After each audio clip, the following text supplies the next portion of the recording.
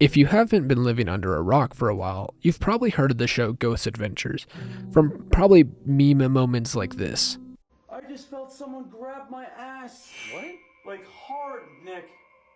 Hard. I could feel like this on my butt. If you still don't know about this show, it's a paranormal reality TV show hosted by the main guy, Zak Bagans, and a few other members, but today we'll mainly focus on Zak for the course of the video. This show has many controversial takes as it explores the quote paranormal world, which is a very two-sided subject from many articles stating Zak Bagans' controversy explored as fraud accusations surface amid ongoing Dakota drama, to people even stating they filmed with the crew saying, "I was on Ghost Adventures with Zak and Globe and this is what's real. It was an experience I could never forget." The show started in 2004 and still runs in the year of 2023 with 25 ongoing seasons, and in each episode they find some sort of abandoned or supposedly haunted location and interview the people who operate the location. Then they attempt to capture video or audio of the paranormal occurrences. Now, some of the clips from the show can be damn disturbing or just kind of fucking funny. The show has had some controversial takes over the year though, as in their Halloween special of 2009 visiting the Trans-Allegheny Lunatic Asylum, seems as if one of the members, Robert Best, gets an EMF thrown out of his hand by a ghost, but some say he just threw it across the room, but whatever it was scary enough, and these encounters encouraged Zak to pursue his own path as well as opening his own museum in 2017. In this video, I will discuss the truths and my true encounter I have had with Zak's Haunted Museum. Also, 95% of my viewers aren't subscribed, so if you don't mind subbing, that'd be pretty awesome. I make tons of horror analytical videos just like this, or what topics, or just diving deeper into the horror category, because a lot of people don't do that. They just kind of brush the basics of it. But yeah, I also make my own analog horror series if you want to check that out, The Case of Fabian. That will be on my channel as well. But without further ado, let's get into the video.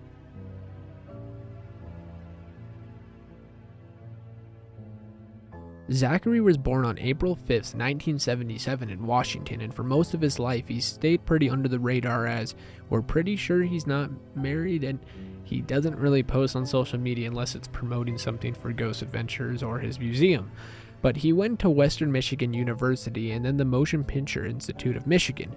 It wasn't until 2017, as stated before, where he opened up his museum in Las Vegas, Nevada, called Zak Bagans The Haunted Museum, which is stated by some articles as the most haunted museum in the world, with 30 plus rooms of horror. You'll never know what you'll experience here. Many guests had reported mysterious outcomes from the museum, to even celebrities such as Vanilla Ice and Post Malone being, quote, cursed by the entities here.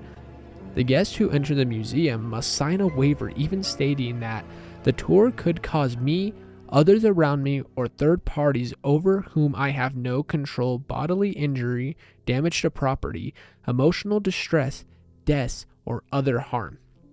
After signing the waiver, you will enter this 85-year-old house originally owned by Cyril Wingert, who was apparently a cultist, but it is true that the family members who were owned by this house did pass away and apparently still haunt the building.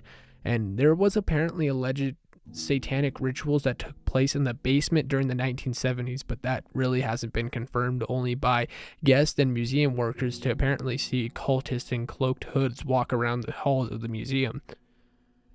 The museum owns numerous of haunted items that can be checked out on a list somewhere online, but I'm just going to name a few to be exact. Something from the Demon House, which itself is an amazing documentary created by Zak and his amazing team, and that should just be something you should watch on your own time. And it's like a 3 or 2 hour documentary. I'll leave it in the link to the description for you guys. He also owns a haunted doll named Peggy, Charles Manson's cremated ashes, Dr. Jock Kevorkian's desk van, Ted Bundy's glasses, and also claims to own one of the most haunted artifacts in the world, which is called the Dybbuk Box. The original artifact was owned by a man named Kevin Manus, which the box is just basically a wine cabinet that can be haunted by a Dybbuk from Jewish mythology. Manus created a story where he's like made basically a whole Holocaust survivor's soul within the box type of shit. But Manus later admitted to making the story up as a social experiment, and basically all of the false energy and the shit within the box was false, right? Well, no, sorta, kinda. While Manus did carry the object, his mother did suffer a stroke, and the item was in his possession at the time, but that was really the only confirmed oddity at the time. And we did find more lore that it was owned by a deceased woman who survived the Nazi concentration camp, and more lore just kept coming from light to light to light, from actual true stuff that could help what the hell this box actually is, or just some trolls online, and it got very mixed reviews from either bullshit to either don't get near this. But it wasn't until one story came to light to the main media from a rapper I think a lot of us know of. His name is Post Malone. Just weeks after Post Malone visited Zak's museum, he states he was cursed after encountering the Dybbuk Box. He states what happened on Late Nights with Seth Meyers. It's weird because after we opened up this creepy Dybbuk box, I had gotten a car accident. I gotten almost had a plane wreck. My house got broken into, all that type of stuff. But it was just within a month's time. It was really, really odd stuff. But I've always had I will say I've heard of many stories of the Dybbuk Box, and before I thought about it, it didn't sound legit. It sounded very bullshit. And obviously I didn't know much about the Holocaust and the surviving stories until I went to the museum myself.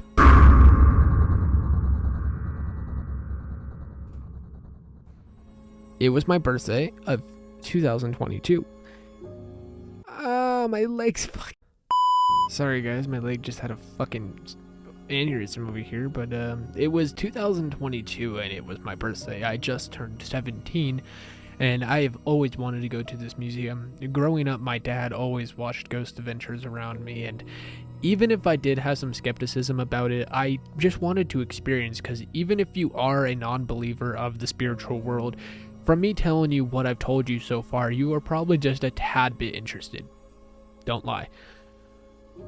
But I was just excited. It was my 17th birthday. I was feeling like big boy, you know? But as time got closer to us getting to the museum, everything just slowly started crippling down. Me and my father even bought the VIP to visit the basement and secret areas of the museum normal guests aren't allowed to visit. But I was just so happy, I was all you know, I was all like a little kid happy going to Disneyland or the Lego store for the first time, until I actually got there when we parked and got out of the vehicle. I just couldn't express any emotion. I just felt heavy, physically, mentally, and emotionally. It just felt like the feeling of being at a funeral. And I could tell everyone probably felt the same way. I could see it. The small talk within groups just felt eerie, and everyone's just felt disconnected. I won't talk about the entire tour and what I saw and witnessed, because if anyone is planning to go, I don't want to spoil it, as it is an amazing tour overall and very historically cool. And if you ever visit Las Vegas, Nevada, this would definitely be something that you should go see, I would say. I would say, though, the tour was very well executed, and I didn't really feel anything heavy until we got to the Dybbuk Box. Again, from knowing what I knew about the Dybbuk Box, it just still felt disturbing, from the room atmosphere to the warning before you even go in the room. It was weird. The rest of the tour continued, and it went followed. We left, and I talked about it to all my friends, and I took many pictures outside of the museum, but it was well. Later throughout the day, me and my family went to go see the America's Got Talent show at the Luxor Hotel. Again, another amazing show. It's Vegas, come on, I think you know this. But it wasn't until midway during the show I felt a burning sensation on my left arm. I didn't really care as much because it was dark and I thought I just had an itch or something I ate. It wasn't really a big deal. It wasn't until the end of the show that my mother took a look at my arm, and it was red with scratch marks on it. I didn't really know what to do. I just felt like, holy shit, did this just happen? As we returned to the hotel room, I noticed more blood on my leg and my nose started bleeding. Now, I'm not common in nosebleeds, so I was just confused as anyone else could really be, and I couldn't even sleep. But nothing has happened to me ever since, but this wouldn't just be me, as numerous reports of fainting, which seem to be a reoccurring theme here, and people acting strange in the parking lot, to even accidents occurring. Whatever it was, something left a mark on these victims who have visited this museum. Now, if you are a believer of the paranormal, that's cool. If you aren't a believer of the paranormal, that is also cool. I will respect either opinions on the paranormal world, as it is a very, again, two-sided topic. You either believe it or you don't believe it. I think it's more of a topic to believe it to see it type of thing, and that was definitely my way that I've seen it, because I've incurred multiple paranormal occurrences, and I do believe in it myself, but I will respect if you don't as well. The museum has owned many different artifacts over the time, and even stated by Zak Bagans to be a museum to definitely check out, but beware. And the beware is goddamn right, because the beware couldn't be more emphasized, as even employees from the museum themselves given warnings out to the customers saying, I don't want to go in this room, or you guys can go experience it, and I'll talk from outside the room, as most of the guests will listen to the tour guide through a microphone of some sort. Now, minus the actual history and scary part of this museum, there are some tricks and gimmicks Zak does pull out of his ass to make this a more entertaining experience for the guests, and I think everyone's well admitted of that, as there's a Zoltar version of himself right before you start your adventure, and there's even some cast and crew members dressed up as clowns, and as there was before quarantine, a character named Angry Joe who would come talk to you in the queue line, kind of like a Disneyland Haunted Mansion top hat ghost type of experience. Now, overall, the museum is very disturbing, but there is one room that some people don't like to go in out of utter respect for the celebrities, but this one is called the Celebrities' Death Room, as Baggin does have the chair Michael Jackson died in, the King of Pop, or old actor Patrick Swayze's passport, or one that is a very controversial one, which is the actor of Chris Farley. Farley died of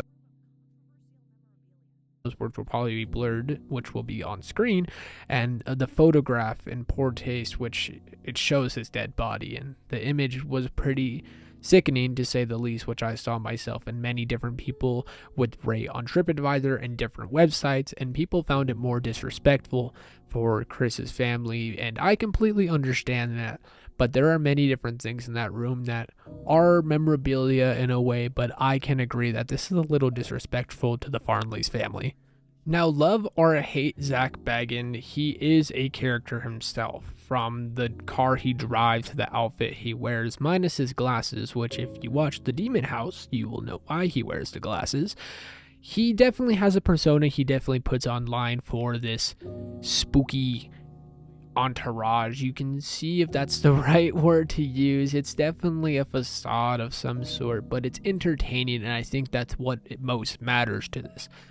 Yes, some of the artifacts may be true and some actually be extremely disturbing, but that is your own way to disturb it. There is so much truth and hidden stuff behind this museum. If you want a longer video on it, make sure to comment down below.